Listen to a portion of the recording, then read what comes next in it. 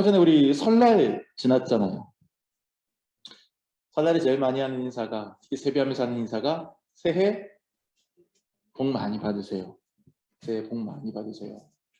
사실 복이라는 거는 받으면 받을수록 좋죠. 기독교도 기복신앙이라고 하는 걸 많이 경계해서 그렇지, 사실 기독교가 기본적으로 복을 많이 강조하는 종교입니다. 근데 이제 그게 좀 다른 의미로 퇴색되고 오염되고 하니까 문제가 되는 거지, 복을 바라고 복을 빌어주고 하는 거는 아주 기독교 오랜 전통이고 유대 사회에서 오랜 그 미덕이고, 예수님도 복 얘기 많이 하셨고, 다만 그 복의 의미가 달라서 그렇지, 기독교가 말하는 복, 세상이 말하는 복하고 조금 다릅니다.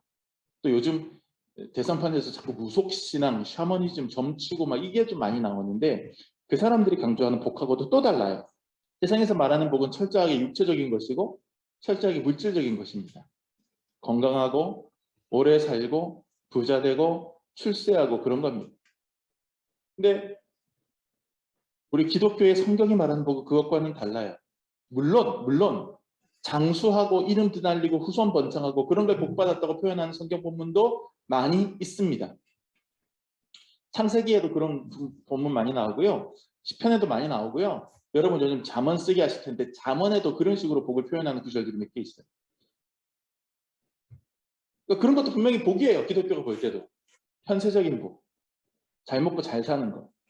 하지만 그게 복의 본질은 아니라는 거죠. 뻗어나온 곁가지 중에 하나라는 겁니다.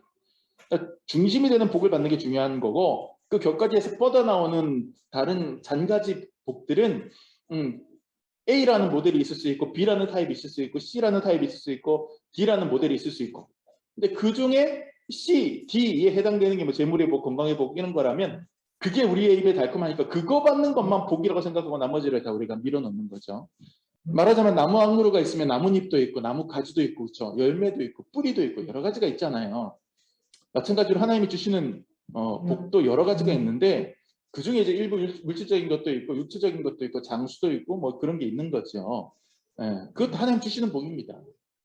하지만 그것이 본질은 아니죠. 그러니까 내가 그런 것들을 소유하지 못했다고 해서 내가 하나님께 버림받았다거나 내가 복을 받지 못했다거나 이렇게 생각할 필요는 전혀 없다는 거예요. 성경이 복을 언급하는 내용을 문맥 전후를 잘 살펴보면 그냥 갑자기 툭 던지는 복이 없어요. 여러분, 세상이 말하는 복 받는다는 건 그런 거예요. 그러니까 선후 관계도 없이 단순히 길흉만 따지는 거예요. 길흉만. 그러면 나를 길하게 해주는 존재가 동자귀신인지 선녀보살인지 이것도 사실은 중요하지 않아요.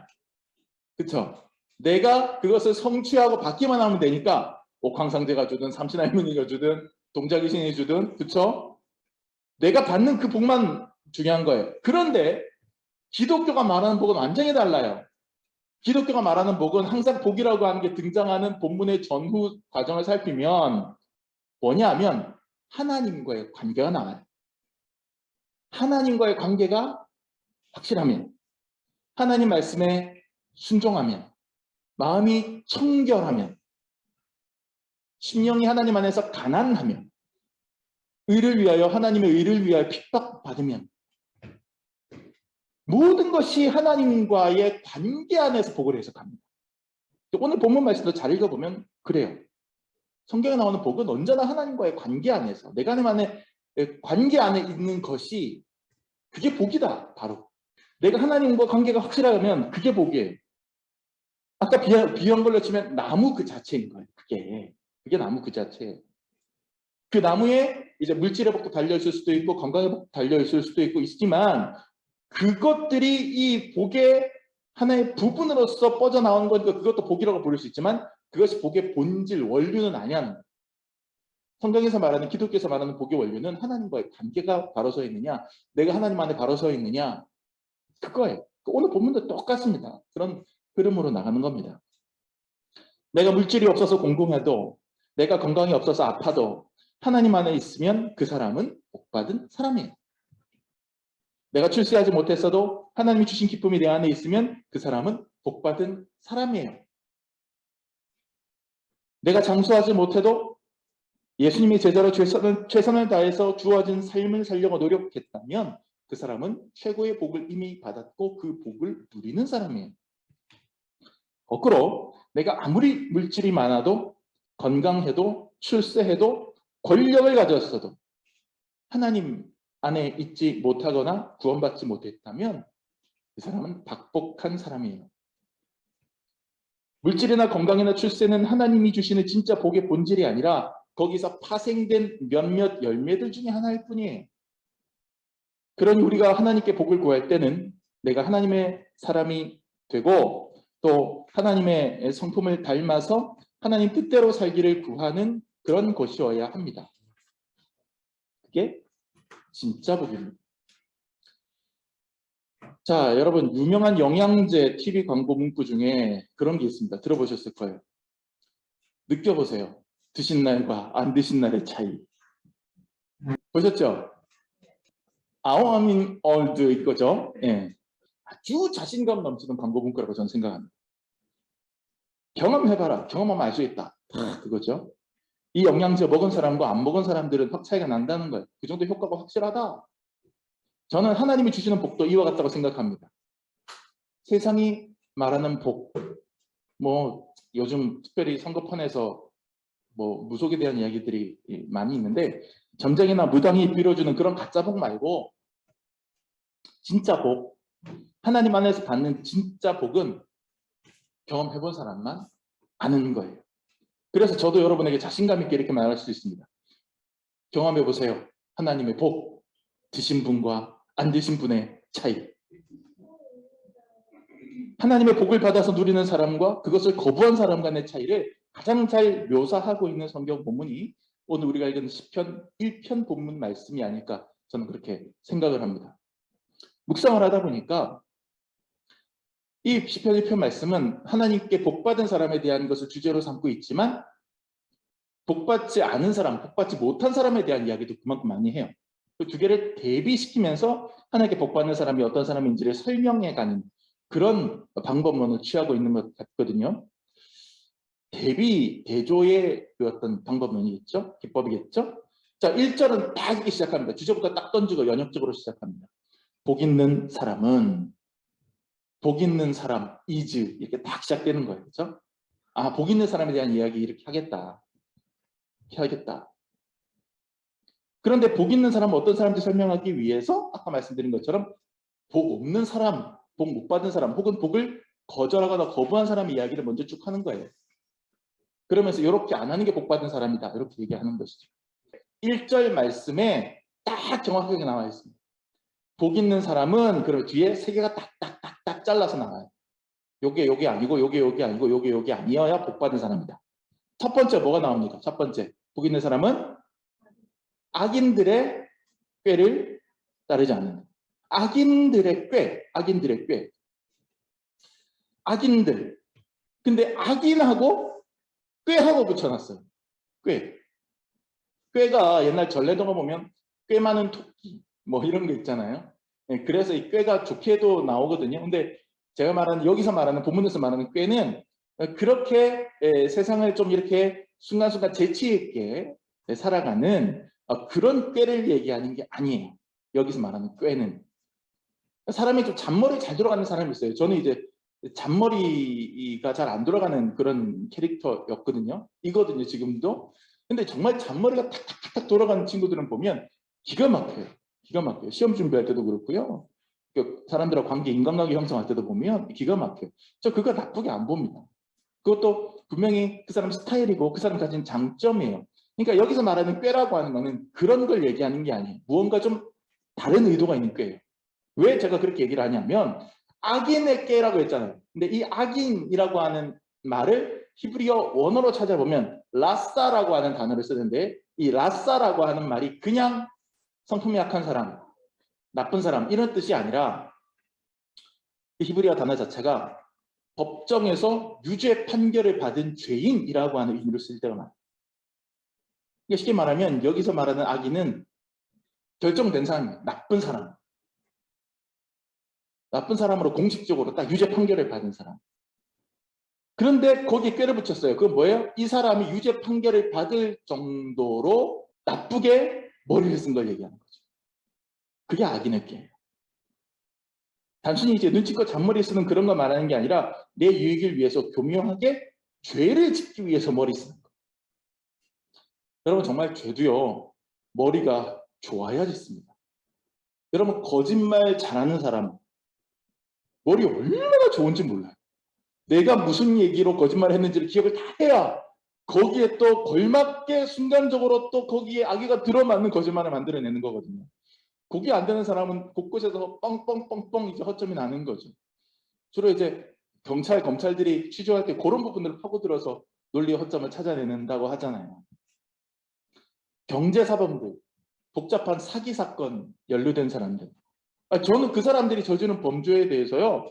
아무리 설명을 듣고 아무리 기사를 읽어도 이해를 못하겠어요. 정말 이해를 못하겠어요. 그쪽 감각이 없어서 그런지 머리가 나빠서 그런지. 정말 큰 덩어리 죄 짓는 큰 도둑들은요. 머리가 좋아야 하는 것 같아요. 말하자면 이 악인의 꾀가 있어야 된다는 얘기죠. 세상 법률적으로도요. 이 악인의 꾀에 확 그냥 꽂혀 있는 그런 사람들은 정말 각종 교묘한 편법을 써서 법망을 요리조리 빠져나가면서 사람 등골을 뽑아먹어요. 교회에 분열시키는 사람들도요. 얼마나 머리가 좋은지 몰라요. 얼마나 상황 판단이 빠르고 그렇게 하는지 몰라요. 신천지 같은 이단들은 아예 이렇게 나쁜 꾀를 부려가지고서 상황을 만들고 사람들이 끌어들이고 하는 거를 작전으로 다 해놓고 이걸 모략이라고 하는 자기들의 용어로 딱 정해놓고 공식적인 자신들의 포교 방법으로 선언을 했죠. 그러니까 사람들한테 신분을 속이거나 거짓말을 하거나 막 그렇게 해가지고서 막 하는 것을 정당한 선교 방법이라고 자기들은 주장하는 겁니다. 악인의 꾀를 활용하는 대표적인 그런 사람들인 거예요. 사람이 살면서 잔머리도 좀 있어야 되고 요령도 좀 있어야 됩니다. 일정선에서는 그런 것들 용납될 수 있어야 돼요. 하지만 악한 결과를 의도하고 하나님의 뜻을 역행하는 목적으로 이 두뇌 게임을 한다면 그건 정말 나쁜 꾀, 악인의 꾀가 아니라고 할 수 없어요. 악인들이 꾀를 무기로 삼는다면 그렇다면 반대로 하나님의 사람, 복받은 사람들은 복 있는 사람들은 무엇을 무기로 쓸까요? 그 반대되는 개념? 악인들의 꾀에 반대되는 개념이 뭘까요? 제가 1절 먼저 읽어드리면 복 있는 사람은 악인들의 꾀를 따르지 아니하며 죄인들의 길에 서지 아니하며 오만한 자들의 자리에 앉지 아니하고 이렇게 안 하고 대신 어떻게 한 사람들이냐. 2절 다 같이 시작. 오직 여호와의 율법을 즐거워하며 그의 율법을 주야로 묵상하는 도다. 이거예요. 악인들은 꾀를 따르고 복이 있는 사람들은 여호와의 율법을 따릅니다. 이 차이예요. 여기서 말하는 이제 여호와의 율법이라고 하는 것은요. 신약성경에서 복음서에서 예수님께서 그렇게 혹독하게 비판하신 그 율법주의, 유대인 바리새인 서기관들의 율법주의를 말하는 게 아니에요. 그들의 율법주의는요. 그 시대의 그들의 율법주의는 그냥 앞뒤가 꽉 막혀가지고 그 율법 계율 조항 하나 가지고 다른 사람들을 찍어누르고 압제하고 배척하고 못사게 굴고 괴롭히는 그런 가학적 그런 율법의 활용이었어요. 근데 이 본문에서 말하는 여호와의 율법은 하나님이 주신 말씀과 우리를 인도하시는 그 인도하심의 메시지, 그러니까 성경 말씀 그 자체를 이해하는 게 좋아요. 본문에 보면 원어에는 토라라고 되어 있거든요. 토라라고 이렇게 5권의 책인데 유대인들이 제일 중요하게 생각하는 그런 성경이에요. 그것을 주야로 묵상하고 여기서 묵상한다는 것은 우리가 침묵 속에서 당연히 생각한다고 우리가 생각하겠지만 그 원어의 의미는 생각할 뿐만 아니라 입술로 계속 암송하고 읊조리는 걸 얘기하는 거예요. 그러니까 늘 암송하고 읊조리는 거, 늘 내 가까이 두는 거, 그걸 얘기하는 거예요. 세상의 꾀, 악인의 꾀와 대비되는 하나님의 말씀. 악인들의 꾀라면 여호와의 율법은 지혜가 되는 거죠. 자, 이 하나님의 말씀 여호와의 율법은요. 나한테 유리하냐 불리하냐의 문제가 아니에요. 나한테 이익이냐 손해가 떨어지냐 이게 문제가 아니에요. 하나님의 뜻에 맞느냐 안 맞느냐 이게 문제. 하나님께서 우리에게 요구하시는 가치관에 합당하냐 합당하지 않느냐의 문제예요. 세상 사람들이 복받았다 이거는요. 이것이 옳으냐 그르냐, 이것이 이타적이냐 이기적이냐 이런 기준보다 앞서서 이게 나에게 길하냐 흉하냐 그거를 제일 중심으로 보거든요. 그런데 그게 아니에요. 여호와의 율법은 우리에게 진짜 복 받는 거는, 진짜 복이 있는 것은 여호와의 율법 안에 있느냐, 여호와의 율법 붙잡고 있느냐, 하나님 뜻 안에 있느냐, 이거가 복 있느냐 복 없느냐를 판별하는 기준이다, 이렇게 말하는 거죠. 올림픽이 열리고 있는데 악인의 꾀를 사용해서 좋은 성적을 거둘 것이냐, 아니면 내가 좀 손해보더라도 올림픽 정신을 실천할 것이냐, 선택의 기로에 있다. 한번 상상해 보십시오. 그때 어떤 선택을 할 것이냐의 문제하고 이게 비슷한 거죠. 요즘 올림픽에 악인의 꾀를 쫓는 사람들이 보이잖아요. 그렇죠? 예. 삶이라는 경기장에서 우리가 막 달려가고 있는데 하나님 뜻에 맞지 않는 악인의 꾀를 사용해서 내가 꿈꾸거나 탐나던 것을 얻을지언정, 아니면 얻을 것이냐, 악인의 꾀를 사용해서 탐나는 것을 얻을 것이냐, 아니면 탐나는 것을 얻지 못하거나 심지어 내가 가진 것을 오히려 내주거나 잃어버릴지언정 하나님의 뜻대로 행동할 것이냐, 이 문제인 거죠. 세상에서 볼 때는 전자가 복 받는 것처럼 보이지만 그건 복이 아니라 오히려 멸망에 가까운 거예요. 하나님으로부터 멀어지는 것이기 때문에. 세상에서 볼 때는 좀 바보 같더라도 하나님 뜻을 따라서 여호와의 율법의 계명을 따라서 그것을 꽉 붙잡고 살아가는 후자가 진짜 복된 인생이다라고 하는 것이 오늘의 말씀인 거예요. 두 번째로, 복 있는 사람은 악인들의 꾀를 따르지 않고, 그 다음에 죄인들의 길에 서지 않고, 죄인들의 길에 서지 않는다. 이것 역시 하나님의 복에서 멀어진 사람들의 특징입니다. 하나님의 복에서 멀어진 사람들은 죄인들의 길에 서요. 죄인들의 길. 자, 여기서 죄인들의 길이라고 얘기했어요. 길. 길이라고 하는 이미지를 잘 생각해 보세요. 여기 이 단어가 가지고 있는 내포하고 있는 중요한 상징이 있습니다. 길은 지향성이 있어요. 과정이 지향성이 있어요. 어딘가로 뻗어 있고 어딘가로 우리가 움직여서 가는 지향성이에요. 죄인들의 길에 있다라고 하는 것은 하나의 지향점을 가지고 가는, 내 목표를 저기다가 돈에다 뒀다 그러면 돈을 향해서만 그냥 바라보고 달려가고, 내가 쾌락에 뒀다 그러면 쾌락을 향해서만 달려가고, 이렇게 하나의 지향성이 있는 것이 길이고, 죄 역시 지향성의 문제다라고 하는 것을 우리에게 알려주고 있는 겁니다. 학교 가는 길, 교회 가는 길, 집에 가는 길, 길은 언제나 그 끝에 목적지가 있어요. 거기로 가는 과정이거든요. 그러니까 우리가 여기가 학교는 아니지만 학교를 바라보고 있는 곳이 그 길이에요. 학교 가는 길이에요. 여기가 집은 아니지만 집에 가는 길에 서 있다면 우리는 집을 염두에 두고 있고 집을 바라보는 거죠. 그럼 죄인들의 길이라고 하는 것은 내가 비록 여기서 눈에 띄는 죄를 짓지 않고 있다 할지라도 벌써 내 눈이 거기에 고정돼 있을 때, 그게 죄인들의 길이에요. 죄의 속성 지향성입니다. 우리 흔히 죄라고 하면 흔히 과거에 저지른 어떤 사건, 내가 과거에 이런 나쁜 짓을 했어, 내가 과거에 이런 일을 그냥 저질러 버렸어, 이렇게 생각했던 어떤 과거의 특정한 사건과 시점을 먼저 떠올리지만, 사실 죄의 더 중요한 속성은 미래의 어떤 지점으로 나를 이끌어가는 본성이에요.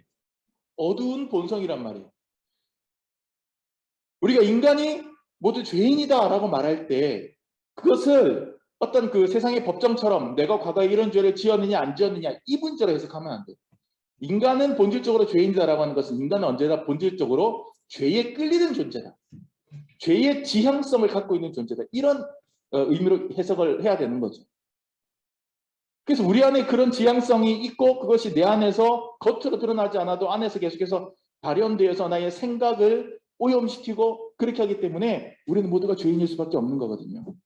만약에 여러분 입에 욕이 붙었다면 남을 향해서 한번 시원하게 욕을 다다다다닥 쏘아붙이고 끝나는 게 아니에요. 그리고 과거의 어떤 한 시점으로 그냥 끝나버리고 깔끔하게 없애버리는 게 아니란 말이에요. 그 죄는 비슷한 상황에서 나를 또 그런 욕을 하게 하는 만드는 어떤 그런 지향성을 나에게 부여를 해버려요. 그래서 한번 어떤 죄를 저지르면 그 죄는 다음에 또 나를 유혹하고 심지어 더한 죄로 이끌어가는 자석처럼 자력이 있는 것. 죄는 그래서 제가 좀 비유해 보자면 그냥 길이라기보다는 철로에 가깝습니다. 철길. 철로는 레일에 딱 연결되어 있어서 그 길 위에 붙어서 움직이기 시작하는 순간 도착지까지 그냥 가요. 일반 도로는 어딘가를 목적지로 정하고 가다가 옆길로 빠질 수도 있고 거기서 바로 딱 뒤돌아서 갈 수도 있고 그렇잖아요. 그런데 철길에 달리는 기차는 그게 안 됩니다. 기차를 타고 그 철길 위에 올라가서 달리는 순간 부산행 열차를 타고 올라타는 순간 부산까지 가야 되는 거예요. 부산행 열차를 타고 가는 순간 부산까지 가야 되는 거예요. 결국 그 철길이 연결된 곳으로만 이동할 수 있습니다. 곳까지만 이동할 수 있습니다. 물론 철길도 연결돼 있어요. 갈아탈 수 있어요. 근데 그게 참 번거로워요. 그걸 기계를 조작해서 착 해가지고 이렇게 옆으로 이렇게 막 옮겨서 탁탁 또 연결을 해야 되고요. 그렇게 해야 거기서 이렇게 샥 빠져나가거든요. 그러니 길을 바꿔야지 하면서도 야 이게 번거로운데 쉽지 않은데 그렇게 하다가 그냥 어영부영영 쭉 지나가 버리는 거예요. 죄에 빠진 삶도 마찬가지입니다, 여러분. 이게 잘못된 길인 줄 아는데 그냥 자기도 모르게 그 죄에 올라타서 쭉 밀려가는 거예요. 길을 옮기고 싶어도 쉽지 않아요.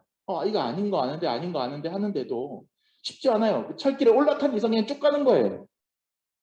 핵심은 그 길을 브레이크 밟아서 쫙 멈추고 번거롭더라도 철길을 다른 쪽으로 연결하거나 그 철길에서 내려서 다른 길로 가거나 할 수 있느냐? 그 결단력이 우리에게 있느냐? 그거예요.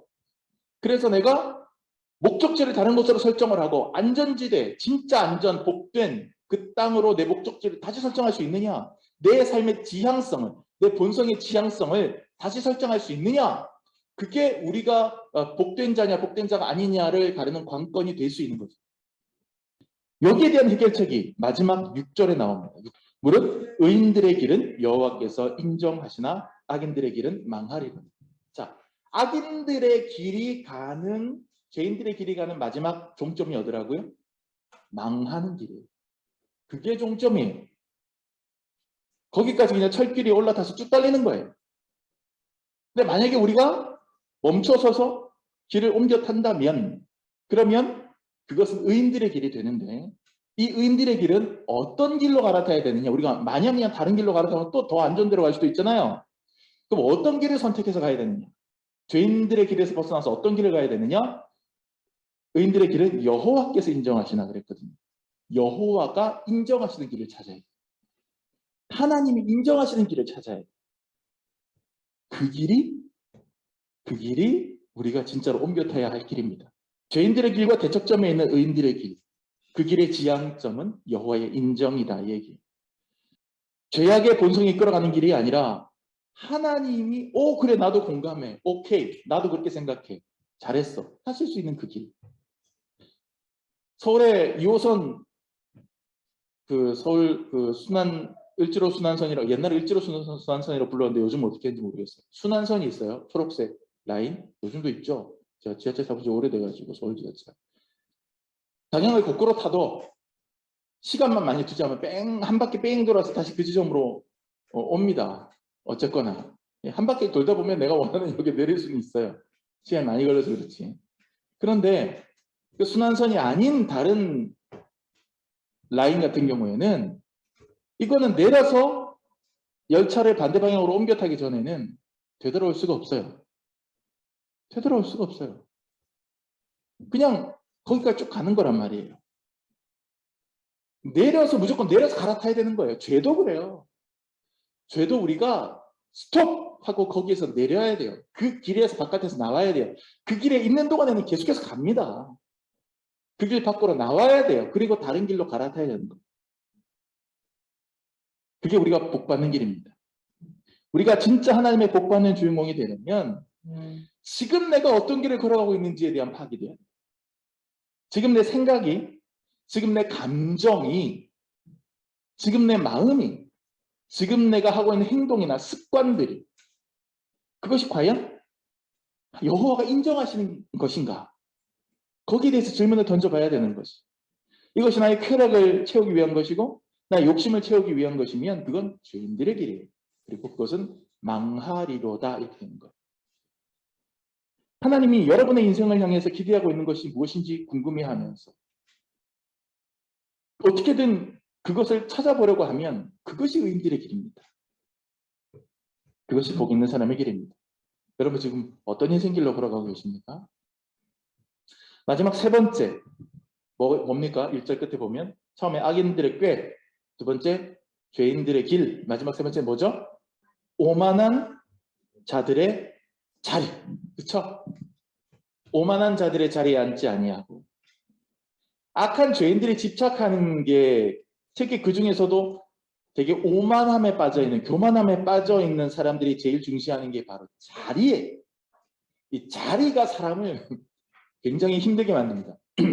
이 자리를 예를 들어서 어떤 높은 자리, 요즘 대통령 선거 때문에 그 자리 하나 차지하려고 난리도 그런 난리가 없는데 하여튼 그 자리 하나 차지하려고 얼마나 많은 중상모략의 판을 치고 그 자리 하나 차지하려고 얼마나 사람들에게 상대방에게 칼을 겨눠서 상처를 주고 헤집어 놓고 그렇게 하나요? 거짓말이 판을 치고 그러잖아요. 어떤 자리에 앉을 것인가 문제로 그렇게 죄를 많이 짓습니다.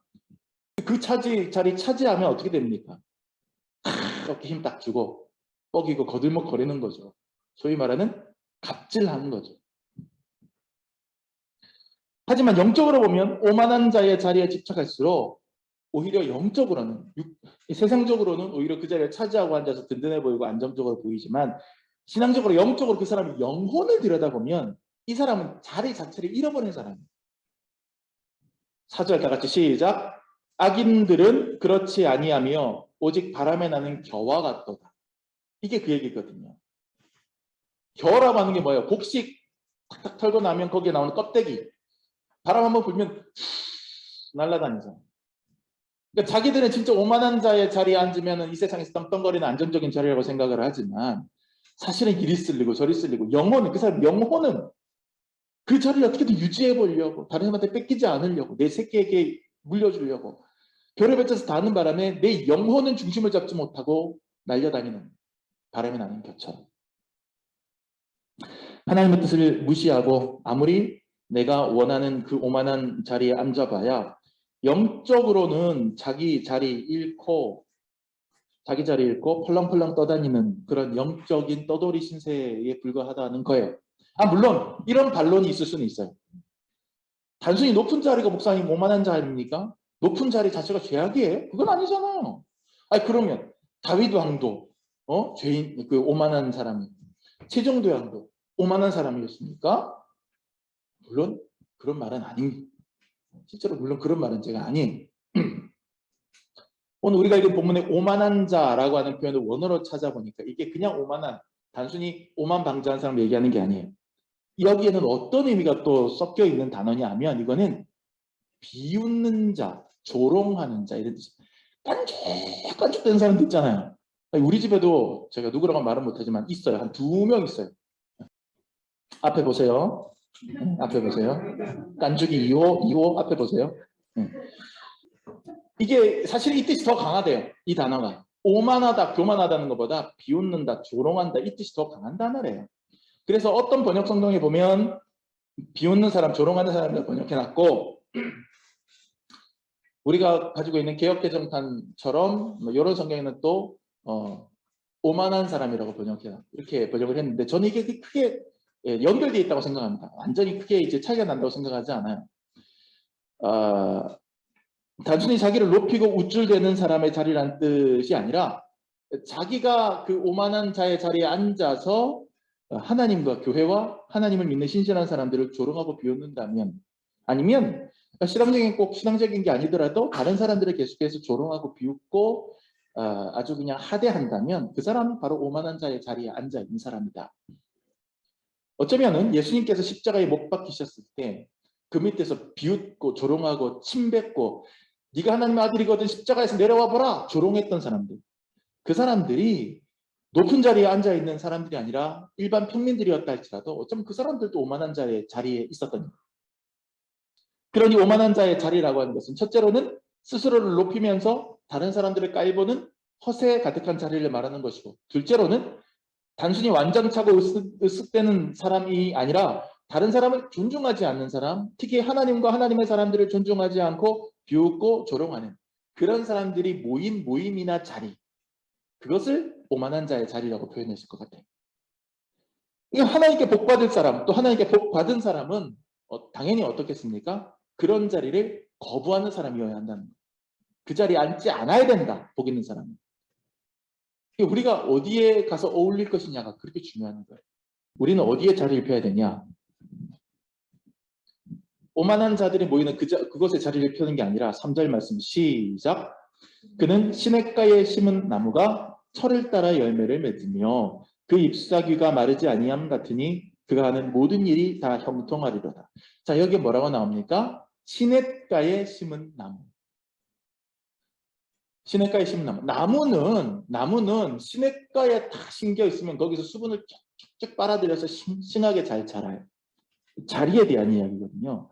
오만한 사람들이 모인 그 자리에 자리 피는 게 아니라 여기서 말하는 시냇가는 하나님입니다. 하나님의 말씀입니다. 하나님의 사랑입니다. 교회입니다. 거기에 우리가 뿌리 박아야 된다는 거예요. 하나님 옆에 딱 붙어 있는 사람.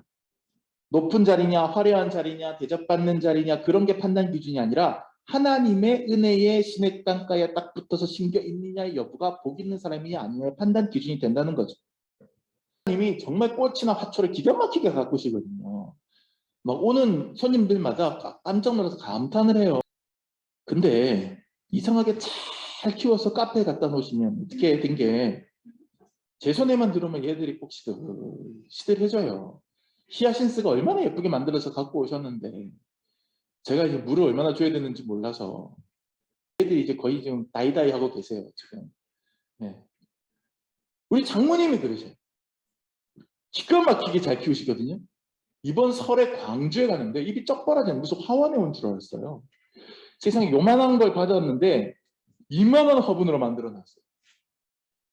올 때는 요만했는데 유서방 이렇게 됐어. 보는데 정말 뭐 하나 살짝 말라 비틀어진 이파리 하나가 없고 뭐 이렇게 싱싱하게 쫙쫙 뻗어있고 꽃이 탐스럽게 꼭 제 얼굴처럼 탐스럽게. 조롱하지 말라 했잖아. 좀 전에 조롱하지 말라고 했잖아.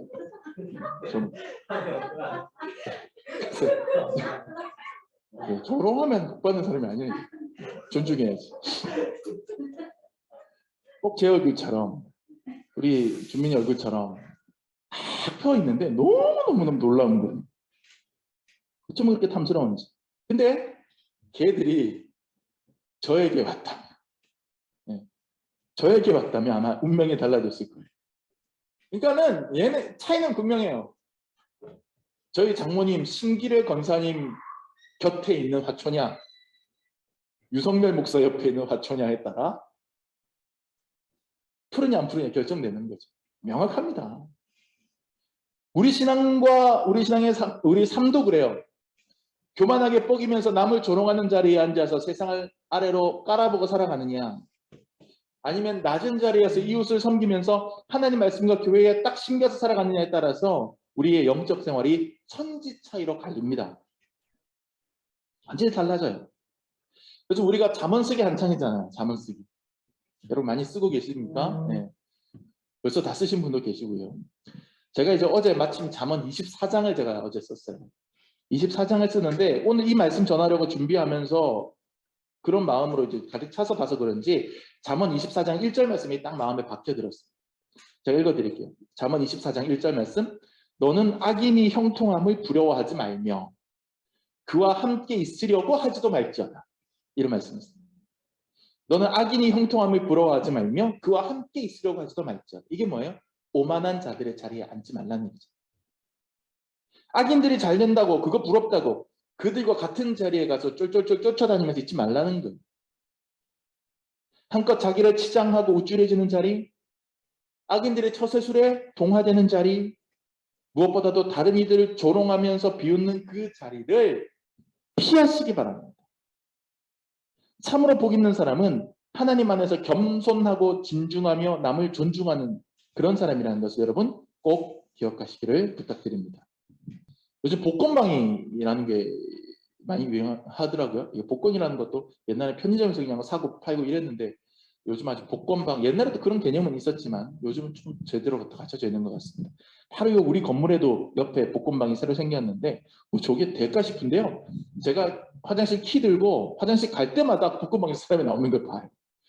은근히 왔다 갔다 많이들 하네. 복권의 그 복자도 그 복자잖아요. 사람들 심리가 그런 모양이에요.